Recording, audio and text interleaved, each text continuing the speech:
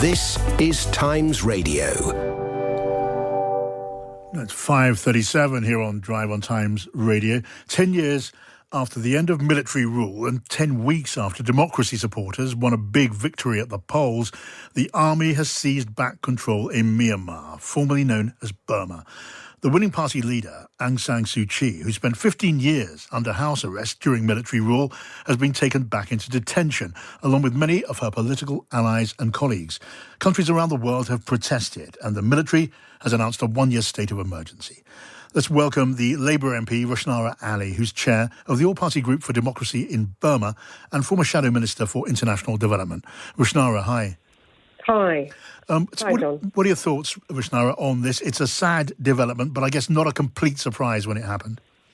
Absolutely. It's an appalling development, but we've seen the signs, particularly in the last week. As soon as the election happened, you could see that there were signs that the military was going to was taking action that has led to what has happened.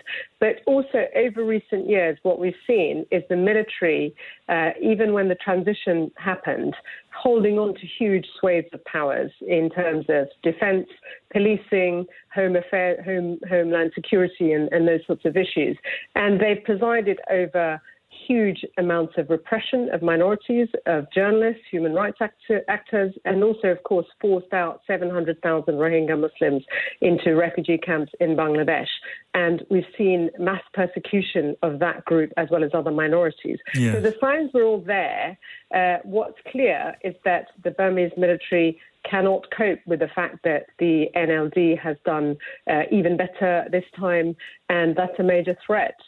So we are in this situation. And what I would say is that the international community in the past, when they supported the transition, despite warnings, did not put many conditions on the Burmese military.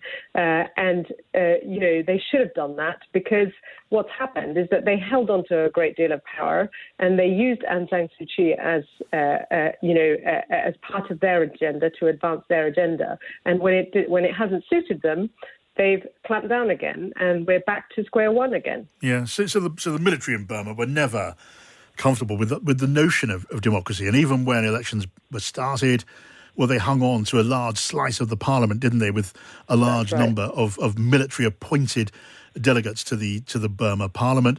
And now they've moved again, just not being willing to tolerate the idea of democracy growing. What does it mean for the country? You know Burma. What does it mean for the country and minorities like the Rohingya who've been so horribly persecuted?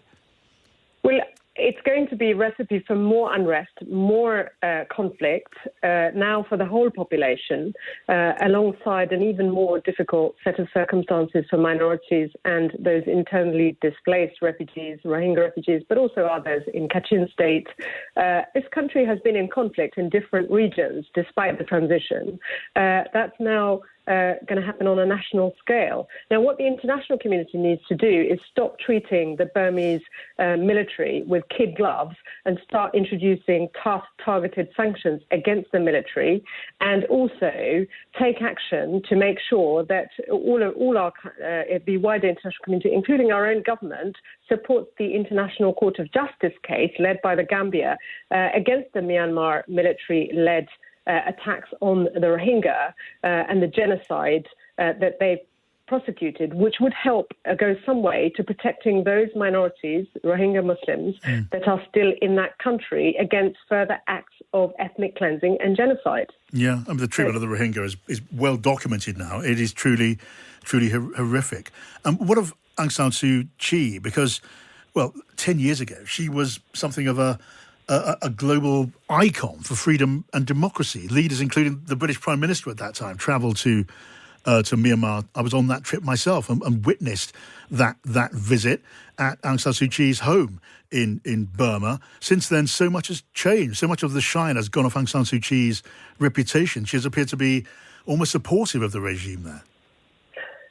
That's right. Her reputation has been in tatters in recent years because of the way in which she has failed to stand up against the persecution of minorities, particularly the Rohingya population, despite the fact that the UN fact-finding mission highlighted the fact that acts of ethnic cleansing and genocide had taken place. She even defended the military in the ICJ court case recently. So her reputation is in tatters. But the fact is, and the military used her as a human shield. They used her to justify their activities, and she supported them. But that said, the true perpetrators of what's been happening have been the military against the Rohingya population and other minorities. So the international community needs to act to apply the right kind of pressure, working with our allies, on the Burmese military. Otherwise, this is not going to end anytime soon, and we need to make sure that those who are democratically elected, albeit, we all have criticisms of what the NLD government has been doing, but that is not a justification for standing by and allowing the Burmese military to once again revert to type and take over under the pretense of this emergency rule being introduced for 1 year for no good reason other than that the NLD has done very well in the national election. Just lastly and briefly, Rushanara, do you hold up much hope of targeted sanctions achieving very much? And Burma is so strongly supported, isn't it, by China?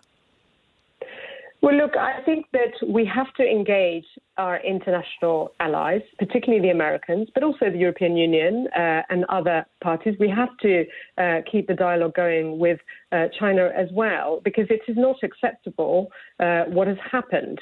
So the first step does need to be an attempt to apply pressure on the Burmese military. It's not a given that the Chinese are happy about what's just happened. So I don't think we should assume that the Chinese are going to be enamored by what the Burmese military have done. The relationships between Aung San Suu Kyi and the Chinese government hasn't, in my understanding, hasn't been too bad. But the idea that the international community should just step back and not take action is not right. I think we've got an opportunity to apply pressure and learn from the errors, I think, that were made in the past, where there was a sort of almost a sense that this transition would happen without the Burmese military trying to hold on to power, when everyone knows that they've got a history of controlling that country and holding on to power, and that those safeguards should have been put in place with removing sanctions gradually rather than very quickly, which is what happened. All right, Rushanara, good to talk to you. That's Rushanara Ali, Labour MP and chair of the All-Party Group for Democracy in Burma.